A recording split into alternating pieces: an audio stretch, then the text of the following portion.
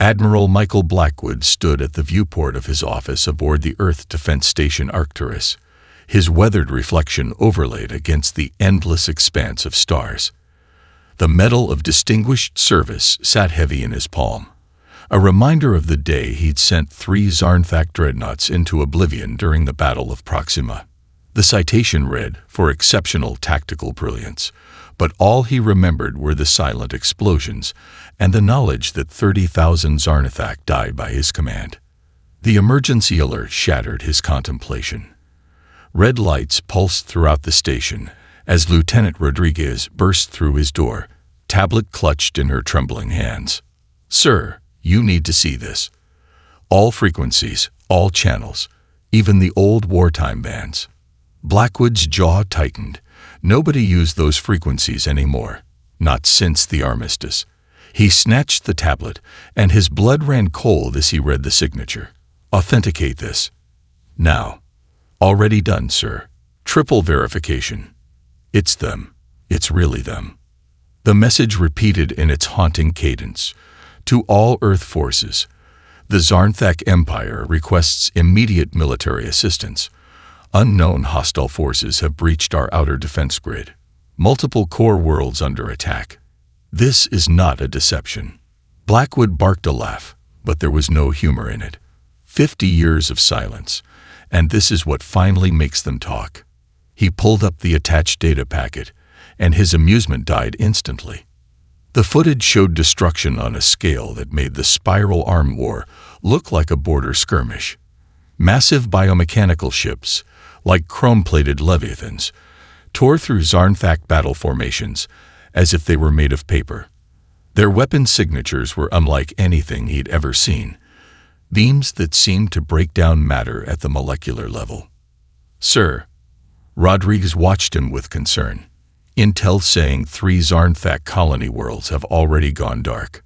Blackwood minimized the footage and pulled up classified file TC-847. His security clearance barely sufficed to access it, but there it was, Earth Strategic Command's simulation of how the Zarnthak Empire would eventually fall. The predicted attack patterns were nearly identical to what he'd just witnessed. "Get me Fleet Command. Priority Alpha." He turned to face his aide fully. "And Sarah, get me everything we have on the 7th Fleet's readiness status." "The 7th? Sir, that's your old.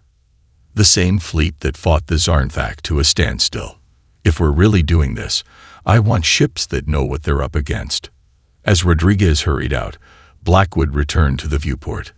The Zarnthak, asking humans for help. The same Zarnthak who'd called humans barely evolved primates during the war. The same ones who'd threatened to turn Earth into a radioactive wasteland. His comm unit chimed. "Admiral, Fleet Command is assembled. They're waiting for your assessment." Blackwood took one last look at the medal in his hand before pocketing it. The irony wasn't lost on him. He'd earned it killing the people he might now be ordered to save. But something about that footage nagged at him. The precision of the attacks, the systematic destruction. These weren't just invaders. They were harvesters, stripping entire worlds bare. "Put them through to my office." He straightened his uniform. "And Sarah, alert the 7th. Tell them to begin quiet prep for possible rapid deployment." The holoscreen flickered to life, revealing the stern faces of Earth's highest-ranking military officers. Before they could speak, Blackwood deployed the footage to their displays. "Ladies and gentlemen," he said, his voice grave, "I believe we're looking at a civilization-ending event in progress. And if these attacks match our TC-847 projections, which they do, then the Zarnthak are just the beginning. Where next?" The room erupted in argument, but Blackwood's mind was already racing ahead to the battles to come. He'd spent decades wondering if humanity had been too merciful in accepting the armistice. Now he wondered if they'd been too harsh. Either way, the galaxy was about to learn something about humanity that even their old enemies understood. When Earth went to war, they went all in. The emergency session of Earth's Security Council felt like a powder keg waiting for a spark. Admiral Blackwood stood at attention before the semicircle of grim faces, his dress uniform uncomfortable in the heated chamber. The footage of the Zarnthak worlds burning played on a loop behind him, casting an eerie glow across the room. General Sandra Martinez's voice cut through the murmurs like a plasma blade. "Let them burn." She rose from her seat, metals glinting. "Or have we forgotten what they did to New Singapore? To the Titan colonies?" Her eyes locked onto Blackwood. "Some of us lost more than ships in that war, Michael." Blackwood met her gaze steadily. Sandra had never forgiven him for supporting the armistice, not after losing her sister in the Titan massacre. "With respect, General, I remember everything, including what happened when we finally started talking instead of shooting." "They're playing us," Martins countered, bringing up tactical displays. "The moment we commit our forces to their space, Earth will be vulnerable. This could be the trap they've waited 50 years to spring." The council chambers erupted in overlapping arguments. Blackwood watched the faces around him, the younger officials who'd never seen war, the veterans who'd seen too much. He waited for the noise to die down before playing his hand. "Computer, display intelligence file TC-847. Authorization Blackwood Alpha 7. The holographic display shifted, showing Earth's classified simulations alongside the current Zarnthak footage. The similarity was undeniable. "These attacks," Blackwood continued, his voice cutting through the sudden silence, "match our own predictions for how an advanced hostile force would dismantle the Zarnthak Empire. We theorized it would take advantage of their rigid defensive doctrine, their predictable response patterns." He paused, letting it sink in. "But here's what should terrify you. These attackers are doing it faster than we predicted possible." Martinez leaned forward, her expression shifting from anger to concern. "You're saying?" "I'm saying that whoever these hostiles are, they're more advanced than either of our civilizations, and they're not stopping with the Zarnthak." Blackwood brought up new projections, based on their attack pattern. "Earth is within their likely expansion zone. We're not just deciding whether to help an old enemy, we're deciding where we want to make our stand. In Zarnthak space, with their forces supporting us, or here alone." The room temperature seemed to drop as the implications sank in. Council President Chen broke the silence. "You're proposing we deploy the 7th Fleet. The same fleet that fought the Zarnthak to a standstill." Blackwood nodded. "They know their capabilities, their tactics, and the Zarnthak know ours. If we're going to fight alongside former enemies, we need forces that understand each other." Martinez stood again, but her voice had lost its edge. "Your crew, many of them lost friends to the Zarnthak. How can you be sure they'll fight alongside them?" Blackwood pulled out his Medal of Distinguished Service and placed it on the display table. "Because they're human, and humans do what needs to be done." He straightened. "I've already spoken to my senior staff. They're ready. The question is, are we?" The vote was called. The tension was thick enough to cut with a knife as the councilors entered their decisions. Blackwood held his breath, watching the tally. The final count appeared. Deployment authorized by a single vote. As the chamber erupted in activity, Martinez approached Blackwood. "I still think this is a mistake," she said quietly. "But if you're right about these hostiles..." She extended her hand. "Try not to get killed out there, Michael. I'd hate to lose the chance to say, 'I told you so.'" Blackwood shook her hand, managing a grim smile. "The 7th Fleet leaves in 6 hours. Earth's finest, going to rescue our worst enemies." He turned to leave, then paused. "Sandra, I never said it before, but I'm sorry about Rachel. She deserved better." "Just make sure her sacrifice means something," Martins replied.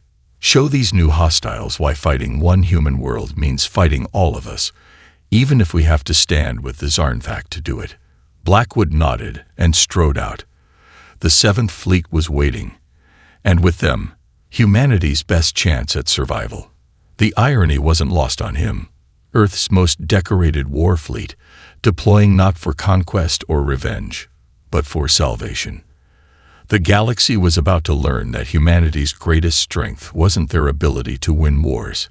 It was their capacity to end them. The Seventh Fleet dropped out of hyperspace into a scene from hell. Admiral Blackwood gripped the command rail of the Freedom's Edge as his tactical display lit up with hundreds of hostile signatures. The harvester ships looked even more terrifying in person. Massive crystalline structures grafted onto writhing biological cores, their surfaces rippling with unnatural energy. "Status report," he barked, watching as a Zarnthek cruiser disappeared in a flash of molecular disassembly. "Sir, reading massive energy signatures from the colony world Zarkax III," Lieutenant Wong reported, her fingers flying over the sensor controls. "The harvesters, they're not just destroying the planet. They're consuming it." The main viewer showed the horror in high definition. Massive tendrils of biomechanical matter had pierced the planet's crust, pulsing as they drew something upward into the waiting ships. Cities that had stood for centuries were being broken down into their component atoms. Multiple distress signals from the surface. Communications Officer Pierce announced, "Sir, there are still millions of civilians down there." Blackwood's jaw tightened. He'd seen the Zarnthak as monsters once during the war. Now he was watching them die screaming. "Launch the orbital strike Marines. All dropships, combat deployment pattern Delta. Priority is civilian evacuation." "Sir." His XO, Commander Hayes, stepped closer. "The Zarnthak military doctrine specifically forbids outside forces from entering their colony worlds. Even now. Then they can court-martial me after we save their people." Blackwood turned to the Combat Operations Center. "All ships, engage defensive pattern Theta 6. Create a corridor for our dropships. Show these bastards why humanity never lost a ground war." The Freedom's Edge shuddered as its main batteries opened up, joined by the rest of the fleet. Human warships, more nimble than their Zarnthak counterparts, wove between the massive harvester vessels, their point defense systems creating a web of covering fire for the descending Marines. "Sir," Wong's voice cracked, "we're picking up human signatures from one of the harvester ships, and they're old. Decades old." The bottom dropped out of Blackwood's stomach. "Get me visual." The image that appeared on his personal display would haunt him forever. Through the crystalline hull of the nearest harvester, he could make out pods, hundreds of them. Inside were preserved bodies, some human, some Zarnthak, some completely alien, and some were still moving. "Orbital strike actual to command." A voice crackled over the comm. "We've breached the atmosphere. Fighting heavy resistance, but, sir, something's wrong. The hostiles, they're using converted civilians as weapons. Some of them are wearing old Earth Force uniforms." Blackwood's mind raced. Human signatures decades old. The perfect tactical analysis of Zarnthak weaknesses. The familiar attack patterns. "They've been watching us," he whispered. "All this time, studying both our species, taking samples, preparing." A massive explosion rocked the ship. On screen, one of the harvester vessels had split open, revealing something that looked horrifyingly like a hybrid of human and Zarnthek military technology. Multiple targets emerging. Hayes shouted, "There, adapting our attack patterns." Blackwood watched as the hybrid ships began moving with terrible familiarity, using tactics from both the human and Zarnthak playbooks. "All ships, break formation. Abandon established protocols. I want random attack patterns, unpredictable movements. They've studied our standard tactics, so we won't use them." The battle descended into controlled chaos. Human ships, trained to adapt, began improvising on the fly. The remaining Zarnthak vessels, seeing the effectiveness, attempted to follow suit despite their rigid training. "Sir," Pierce's voice was quiet. "Message from Orbital Strike Team 6. They found Captain Sarah Martinez." Blackwood's blood ran cold. General Martinez's sister. She was declared dead at Titan. She's one of them now, sir. Leading the ground defense against us. They didn't just take prisoners. Admiral, they've been converting them, learning from them. And now, And now they're using our own people as weapons against us. Blackwood finished grimly. Alert all ground forces. Rules of engagement updated. These aren't just hostiles anymore. They're victims. And we're going to find a way to save them. The battle raged on, but Blackwood's mind was already racing ahead. The Harvesters hadn't just been studying their tactics. They'd been studying their civilizations, their people, their very essence. This wasn't just an invasion. It was a harvest of everything that made them who they were. The command deck of the Freedom's Edge crackled with tension as War Master Ketoth materialized on the transport pad. The Zarnthak commander stood nearly 8 feet tall, his iridescent scales reflecting the emergency lighting, ceremonial battle scars carved deep into his armored exoskeleton. His yellow eyes fixed on Blackwood, and the temperature in the room seemed to drop.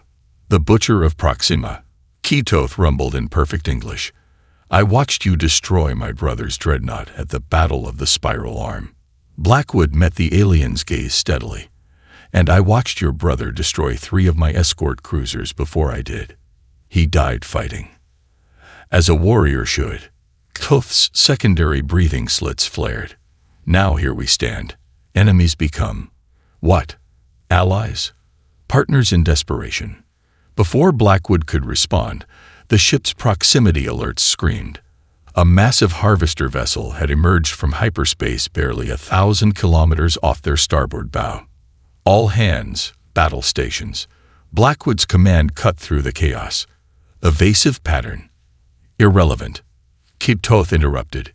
Your human maneuvers are known to them, as are our Zarnthak formations.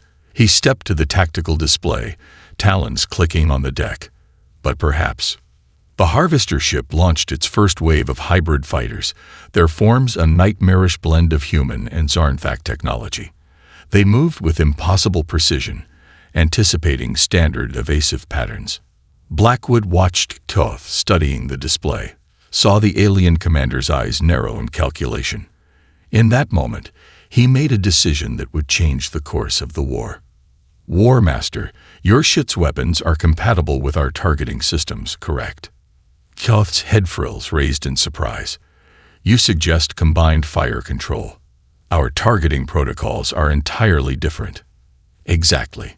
Blackwood opened a channel to the Zarnthak cruiser. They've studied how we fight separately. Let's show them something new. Your gunners, my targeting solutions. My shields, your power grid. For a heartbeat, the ancient warrior was silent. Then his mandibles clicked in what might have been amusement. You truly are as mad as the stories claim, human. The next minutes were a symphony of organized chaos. Human targeting officers called solutions to Zarnthak gunners, while Zarnthak power technicians fed energy to human shield emitters. The 2 ships moved in perfect synchronization, covering each other's blind spots, combining their fire patterns in ways neither species had ever attempted. The hybrid fighters, programmed to counter known tactics, found themselves caught in crossfires they couldn't predict. One by one, they died in the void. Sir, Lieutenant Wong's voice was almost excited. The harvester vessel. It's pulling back. It's actually retreating. The command deck erupted in cheers, but Blackwood noticed Ketoth staring at the tactical display with an unreadable expression. Speak your mind, War Master, Blackwood said quietly. In the war, Ketoth began, his voice low. We called your species chaos bringers, unpredictable, primitive. He turned those alien eyes to Blackwood. We never understood that this was your strength, the ability to adapt, to change, to improvise. And we never understood your discipline, your precision, Blackwood replied, until we had to fight you. The tactical display updated, showing more harvester ships approaching. Ketoth's facial scales shifted in what Blackwood had learned was their equivalent of a grim smile. Then perhaps it is time to teach our enemy the worst possible lesson, the Zarnthak commander said. What happens when chaos and order fight as one? Blackwood turned to his crew. Send this battle data to all ships in both fleets. As of now, we're rewriting every tactical protocol we have. Human ships will be paired with Zarnthak vessels. We'll create new formations, new strategies, things neither of our species has ever tried. And in doing so, Kitoth added, we become something the harvesters cannot predict, because we will no longer be fighting as humans or Zarnthak. We'll be fighting as something new, Blackwood finished, something they've never seen before. The Freedom's Edge shuddered as more harvester ships appeared. But this time, as human and Zarnthak ships moved into formation together, there was no fear on the bridge. Only anticipation. Operation Thunderbolt began with disaster. The combined fleet emerged from hyperspace directly into the harvester's firing solution. 3 ships, 2 human, 1 Zarnthak, vanished in the opening salvo. They knew we were coming, Commander Hayes whispered, watching the tactical display fill with enemy signatures. Somehow they knew. Blackwood's grip tightened on the command rail. The harvester fleet had positioned itself perfectly to counter their planned attack vector. But something about their formation nagged at him. It was too perfect, too calculated. War Master, he called to Koth on the split screen. Your people have a saying about perfect plans, don't you? The Zarnthak commander's scales rippled with understanding. Perfect plans breed perfect predictability. And perfect predictability means perfect vulnerability. Blackwood finished. He thumbed the fleet-wide comm. All ships break into autonomous combat groups. Captains have full tactical authority. No coordinated movements, no standard formations. Hit them where they aren't looking, then be somewhere else when they respond. Koth's mandibles clicked in alarm. Admiral, you're fragmenting our forces against a superior enemy.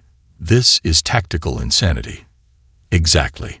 Blackwood allowed himself a grim smile. They've learned to predict our strategies. So we'll stop being strategic. All ships, execute combat protocol. Controlled chaos. The human fleet shattered into dozens of smaller units, each moving independently. Ships that had trained together for years now fought apart, creating patterns too random for the harvester's predictive algorithms to track. Sir, Lieutenant Wang's hands flew across her console. Harvester ships are having trouble targeting our smaller groups. Their tracking systems seem optimized for large formation movements. Blackwood nodded. They studied our wars, learned our tactics, but they didn't understand something fundamental about humanity. He turned to Katoth's image. We're at our most dangerous when the plan falls apart. The Zarnthak commander watched in fascination as human ships darted through the enemy formation like angry wasps, striking from impossible angles, never staying still long enough to be targeted. Your crews, they're all fighting differently. How can you coordinate? We're not, Blackwood interrupted. Every captain is making their own decisions, following their instincts. The only coordination is the chaos itself. A harvester dreadnought, confused by the erratic movements, exposed its flank. 3 human destroyers pounced from different directions, their combined fire overwhelming its shields. The massive ship listed, venting atmosphere. War Master, Blackwood called, your ships still have superior firepower to ours. If you could match our unpredictability. Katoth's facial scales flushed dark, a sign of internal conflict. You ask me to abandon 10,000 years of tactical doctrine. I'm asking you to survive. Blackwood's voice softened. Your ancestors developed those doctrines to create perfect order in battle. But against an enemy that can predict perfect order, we must embrace imperfection. Koth turned to his own crew. All Zarnthak vessels abandon formation protocols. Each shipmaster will choose their own targets, their own vectors. Fight as the humans fight, unpredictably, instinctively. The result was magnificent chaos. Zarnthak cruisers, freed from their rigid tactics, began moving with newfound aggression. Their superior weapons, combined with human-style unpredictability, tore through the harvester lines. The enemy fleet is reforming, Hayes reported. They're trying to adapt their own formations. Let them try. Blackwood opened a channel to all ships. This is how humanity has survived every crisis in our history, not through superior strength or technology, but through our ability to adapt, to change, to throw away the rulebook when it stops working. The harvester ships, their perfect formations now working against them, found themselves caught in a web of chaos. Human and Zarnthak vessels struck from all directions, never following the same pattern twice. Koth watched the enemy begin to retreat, his expression thoughtful. Perhaps this is why we could never truly defeat you in a war. Not because of your weapons or numbers, but because of this beautiful madness. Blackwood smiled. The galaxy's about to learn what our old enemies already knew. Humanity's greatest weapon isn't our technology or our tactics. It's your ability to throw away both, Koth finished, and still find a way to win. The bridge of the Freedom's Edge fell silent as the tactical display updated. 3 massive harvester vessels had taken position around Zarkax Prime, the most populous Zarnthak world in the sector. Their weapons were charging, the energy readings off the scale. Planet killer class weapons. Koth's voice was heavy across the comm. They will reduce our world to atoms. Blackwood studied the tactical overlay, his mind racing. The Harvester command ship was visible at the edge of their sensor range, vulnerable for the first time since the war began. But moving to attack it would mean leaving Zarkax Prime defenseless. How many civilians on the planet? He asked quietly. 4 billion, Koth replied. Our largest population center outside the homeworld. Admiral, we cannot ask your fleet to sacrifice this opportunity. The command ship. Is there any evacuation capability? Some. Perhaps 1 million could escape in time. The rest. The proud Zarnthak warrior's voice cracked. The rest would die as warriors should, facing their end. Blackwood closed his eyes for a moment. When he opened them, there was steel in his voice. No one dies today, Or Master. Not if I can help it. He turned to his XO. Commander Hayes, deploy the nano-swarm ships. The command deck erupted in whispers. The nanoswarms were Earth's most closely guarded secret, experimental vessels that could reconfigure their entire structure on the molecular level. They'd never been used in actual combat. Sir, Hayes stepped closer, keeping his voice low. The nanoswarms aren't ready. The latest tests showed a 40% chance of catastrophic failure. Then we better not fail. Blackwood opened a channel to the nanoswarm squadron. Shadow Squadron, this is Admiral Blackwood. Your target is the Harvester command ship. You're authorized for full metamorphic deployment. 5 sleek, silver vessels detached from the fleet's rear guard. As they accelerated toward the command ship, their hulls began to shift and flow like liquid metal. Koth watched in amazement. By the first egg, what manner of technology is this? Something we developed but never used in our war, Blackwood replied. Because it wasn't ready. Because it was too dangerous. His jaw tightened. Because we believe some weapons should remain sheathed. The nano-swarm ships began to change. Their forms stretched, split, reformed into a cloud of smaller craft, each the size of a fighter. The Harvester command ship launched defensive measures, but the swarm simply flowed around them like water. Main fleet, battle formations, Blackwood commanded. We're going to save that planet. All ships, prepare for maximum FTL burst. We'll hit the planet killers before they can fire. Admiral. Koth's voice was urgent. Their weapons are already charged. Even at maximum speed, we cannot reach them in time. Watch us. Blackwood's fingers flew across his command console, inputting a code he'd hoped never to use. Freedom's Edge actual to all ships. Deploying Quantum Strike Package. Authentication code. Blackwood Omega 7. Hidden panels throughout the human fleet slid open, revealing missiles unlike anything the Zarnthak had ever seen. They seemed to flicker in and out of existence, their surfaces rippling with impossible energies. Quantum entangled warheads, Blackwood explained as Koth's eyes widened. Another weapon we developed but never used. They don't travel through space. They exist at both their launch point and their target simultaneously. No shields can stop them, because they're already past them. You had this capability during our war. Kitoth's voice was barely a whisper. We had a lot of capabilities we never used, War Master, because sometimes the strongest weapon is the one you choose not to fire. The quantum missiles launched. At that exact instant, they detonated inside the planet killer vessel's engine cores. The massive ships began to break apart, their charged weapons harmlessly dissipating. But at the edge of the system, something was happening to the nano-swarm ships. Their silver forms had begun to glow with increasing intensity. Sir, Hayes' voice was grim. Shadow Squadron is reporting critical containment failure. The metamorphic process is destabilizing. Can they pull back? Negative. They're committed to the attack run.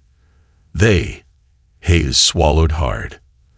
They say it's been an honor, Admiral. Blackwood watched as his most advanced ships flew to their doom, buying time for a species that had once been their bitter enemy. The honor is ours, Shadow Squadron. The honor is ours. The Harvester command ship loomed before them, its crystalline surface now rippling with angry red energy. The burning remnants of Shadow Squadron's sacrifice had breached its outer hull, exposing the horrific truth within. My God, Hayes whispered, staring at the high-resolution scans. They're all connected. Through the breach, they could see thousands of translation chambers, organic pods containing bodies from countless civilizations. Each one was linked to the ship's neural network, their minds forced to serve the collective. Admiral, Kitoth's voice was urgent. We're detecting multiple human and Zarnthak signatures inside. They're alive. Blackwood's blood ran cold as facial recognition software highlighted one particular pod. Captain James Morrison, he breathed. His old friend, lost in the Battle of Titan. Not dead, as they believed, but transformed into this. Sir, Lieutenant Wong reported, the command ship is beginning its final transformation. Energy readings are off the charts. If it completes the process, then nothing in our combined fleets can stop it. Kitoth finished. We must strike now, while it's vulnerable. Blackwood studied the tactical display, his mind racing. The breach in the hull was barely large enough for a small strike team. But the ship's defenses were still active, and any larger attack would give it time to complete its transformation. War Master, he said quietly, how many of your warriors are trained in zero combat? Kitoth's scales flickered with understanding. You propose a boarding action. Against that abomination. A small team. Fast and quiet. While the fleet keeps their defenses occupied. Blackwood's fingers drummed on the command rail. We'll need both human and Zarnthak expertise to navigate their hybrid systems. To find a way to free our people. Kitoth nodded. I will lead the Zarnthak warriors myself. Then I'll leave the human contingent. Hayes stepped forward. Sir, regulations specifically forbid an admiral from boarding an enemy vessel. Blackwood's smile was grim. Today's a good day to break regulations, Commander. Besides, he looked at the image of his old friend's pod. I owe someone a rescue, 50 years overdue. The boarding action was a nightmare of twisted corridors and biological machinery. Human Marines fought alongside Zarnthak warriors, their complementary combat styles keeping them alive as they pushed deeper into the ship. Blackwood and Kitoth led from the front, their decades of combat experience guiding them through the horror. They found the central chamber exactly where their combined analysis had predicted, but nothing could have prepared them for what waited inside. Hello, Michael. Captain Morrison's voice emerged from a dozen speakers simultaneously. His pod hung in the center of a vast network of neural interfaces. We've been waiting for you. James, Blackwood stepped forward, his weapon lowered. We're here to save you, all of you. Save us, Morrison laughed, the sound echoed by countless other voices. We are perfected. Every species, every civilization we absorb makes us stronger, more complete. You're prisoners, Kitoth growled. We are evolution. Morrison's eyes opened, revealing swirling metallic irises. And now you've brought us exactly what we needed. The perfect warriors, humanity's adaptability, and the Zarnthak's precision, together at last. The chamber's exits began to seal. Tendrils of biomechanical matter emerged from the walls, reaching for the boarding team. "The ship's transformation is completing," Ketoth reported, checking his scanner. "We have perhaps 3 minutes before we become invincible," Morrison finished. "Before we can begin the final harvest of both your worlds." Blackwood looked at his old friend, seeing nothing of the man he'd known. Then he turned to Ketoth, and in the Zarnthak warrior's eyes, he saw understanding. "War Master," he said quietly, "remember what I said about weapons we choose not to use." Ketoth's scales darkened with realization. "The quantum core." Blackwood nodded, already entering commands into his tactical computer, set to overload in 2 minutes. Enough time for the fleet to get clear. "But not for us," Ketoth noted. "No," Blackwood agreed, watching the tendrils approach. "Not for us." The Zarnthak warrior drew himself up to his full height. "Then let us show them how warriors of both our species face death." "Together," Blackwood said, sending the final command. As the quantum core began its terminal sequence, human and Zarnthak stood side by side, facing the horror they'd helped create. And in their sacrifice, they'd proved something the harvesters had never understood. True strength isn't in what you can take from others. It's in what you're willing to give up to save them. The memorial hall of the Joint Defense Initiative headquarters fell silent as Supreme Commander Ketoth approached the podium. Behind him, the eternal flame flickered between 2 flags, Earth's and the Zarnthak Empire's, while the holographic images of Admiral Blackwood and his strike team floated above. 3 months had passed since the quantum core explosion that destroyed the Harvester command ship. 3 months since humanity and the Zarnthak had learned the true meaning of sacrifice. "We called them barbarians once," Ketoth began, his voice carrying across the vast chamber. "We called them chaos bringers, primitives who had somehow stumbled into the stars." His scales rippled with emotion. "We were wrong, not just about their nature, but about the very essence of strength itself." The assembled crowd, a mix of human and Zarnthak military officers, watched as combat footage began playing behind him. Human ships dancing through impossible maneuvers, Zarnthak cruisers adopting their allies' unpredictable tactics, the 2 species fighting as one. "Today, we declassify the final records of the Spiral Arm War," Ketoth continued. "Today, we learn the truth about the species we once feared." He gestured, and new holographic data appeared. Humanity had weapons that could have won that war in days. The quantum missiles, the nanoswarms, technologies that could have brought our empire to its knees. Murmurs rippled through the Zarnthak portion of the audience. Ketoth raised his hand for silence. But they chose not to use them, not because they were weak, but because they understood something it has taken us 10,000 years to learn. True power lies not in the weapons you wield, but in the wisdom to know when not to wield them. The doors at the back of the hall opened, and Commander Hayes walked in, carrying a simple wooden box. Behind him came a group of survivors rescued from the harvester ships, former prisoners, both human and Zarnthak, now free but forever changed by their experience. Admiral Blackwood's final transmission included tactical data suggesting more harvester fleets are coming, Hayes announced, his voice steady despite the emotion in his eyes. But he also left us something else, a blueprint for survival. He opened the box, revealing Blackwood's Medal of Distinguished Service, the one he'd earned destroying Zarnthak ships in the previous war. Beside it lay a Zarnthak Crystal of Valor, awarded posthumously for his sacrifice. The Admiral understood what we're only now beginning to grasp, Hayes continued. The Harvesters thought they could use our past hatred against us. They studied our wars, our tactics, our technologies. But they failed to understand something fundamental about both our species. Ketoth stepped forward again. They failed to understand that the true measure of a civilization is not its capacity for war, but its capacity for change, for growth, for forgiveness. The hull's main screen activated, showing construction feeds from orbit. Human and Zarnthak ships were being refitted with hybrid technology, their crews training together, learning from each other's strengths. The Joint Defense Initiative is more than an alliance, Kitov declared. It is an acknowledgement that we are stronger together than we ever were as enemies, that the very differences we once fought over are now our greatest asset against the darkness that comes. Hayes lifted the Medal of Distinguished Service. Admiral Blackwood's last order was that this be given to the first graduating class of Joint Human Zarnthek officer candidates. A reminder that our greatest victories come not from destroying our enemies, but from turning them into friends.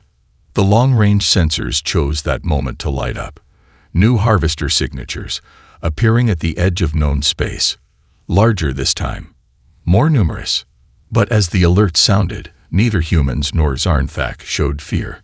Instead, they stood together, ready to face whatever came next. Because the galaxy was about to learn something the harvesters had failed to understand. When you threaten one of us, you face both of us.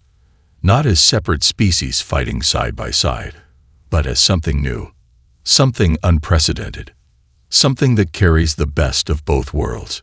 Human adaptability and Zarnthak precision. Human creativity and Zarnthak discipline. Human chaos and Zarnthak order. And most importantly, the shared understanding that strength isn't measured by the wars you win, but by the wars you're wise enough not to fight. The next wave of harvesters would face an enemy unlike anything they had ever encountered. They would face us. Together.